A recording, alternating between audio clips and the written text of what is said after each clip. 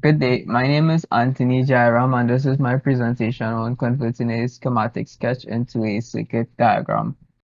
To give a bit of a background on the topic, usually in electrical engineering, students would sketch their ideas on paper because it's easier and faster to design the circuits rather than focus on using the software, and it's quick to send that design, the sketch to their lecturers and supervisors to get feedback.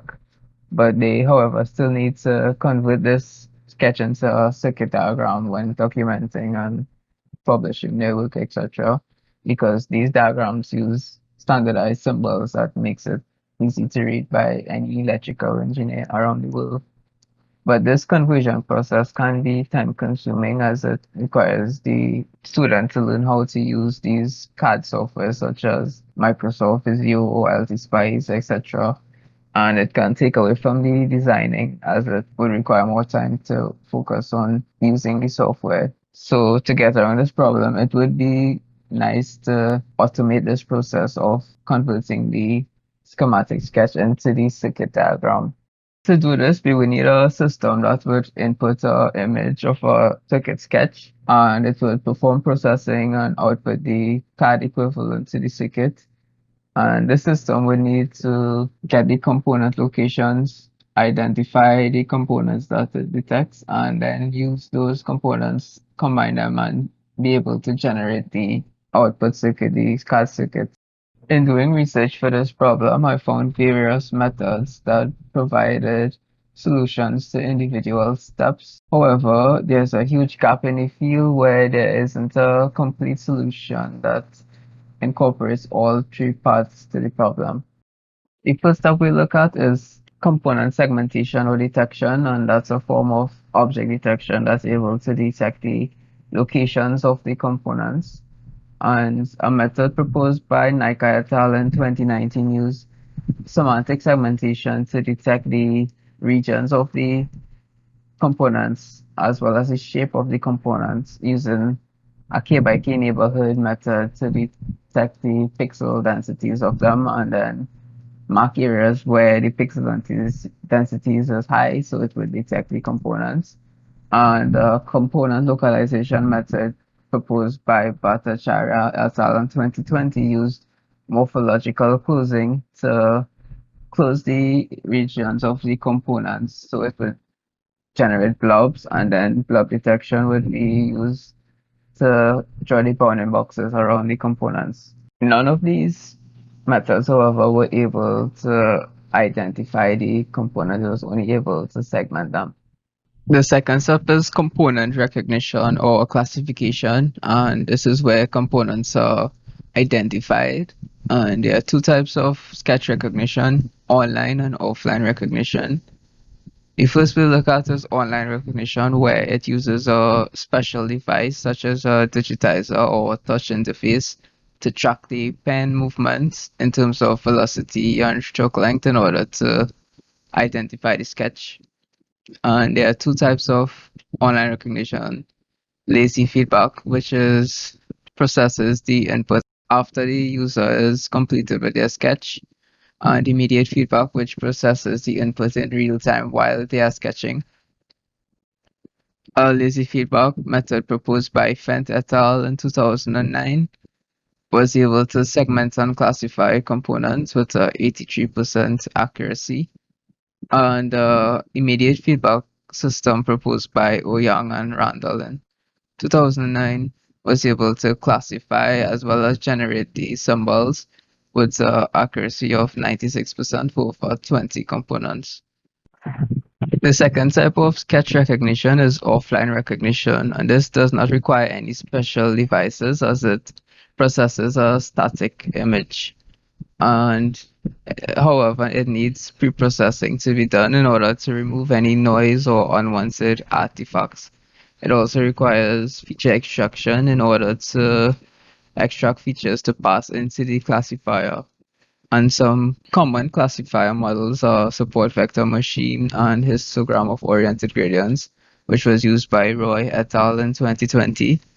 the histogram of oriented gradient was used to extract features from the components, which was then passed into a support vector machine classifier, and he obtained a 93% accuracy. Another method is fully connected neural networks, which was used by Rabbani et al. In 2016, and he obtained a 82% accuracy. Another advanced classification method is using convolutional neural networks. For circuit generation, the component symbols must be generated as well as the connection between them in order to complete the full schematic. And the method proposed by Liu in 2013 used decision-based segmentation to get the points of the components. And then another decision tree was used to connect the points to generate the components. This, however, was unable to generate the connections, and it was also unable to identify the components. The method that I propose for component segmentation involved the following steps. Firstly, the image would be preprocessed using adaptive thresholding, which would get rid of any noise and artifacts as well as being able to remove page lines if necessary. Then the image would be skeletonized using erosion in order to make the lines 1 pixel thick. And then using endpoint detector, I would be able to detect the endpoints of the components as well as intersections of the wires. And using threshold as well as morphological dilution, blobs would be generated for the components, which I would then be able to draw the bounding boxes around the components as seen to the image on the right.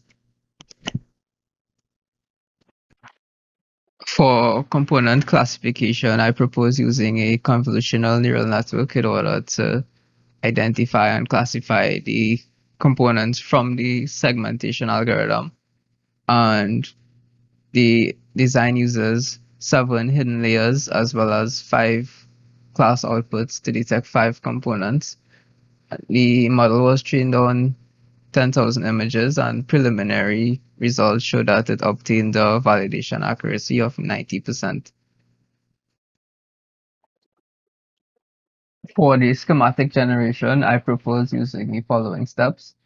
Step 1 is to remove the components that were detected from the segmentation algorithm, which would leave the nodes of the circuit. Then using an endpoint detector, I would detect the endpoints of the nodes shown here.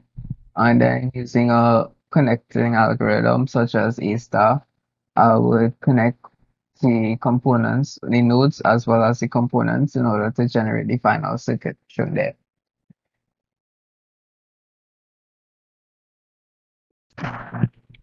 In terms of limitations for the proposed solution, the component segmentation algorithm would be unable to distinguish between the component and the component values.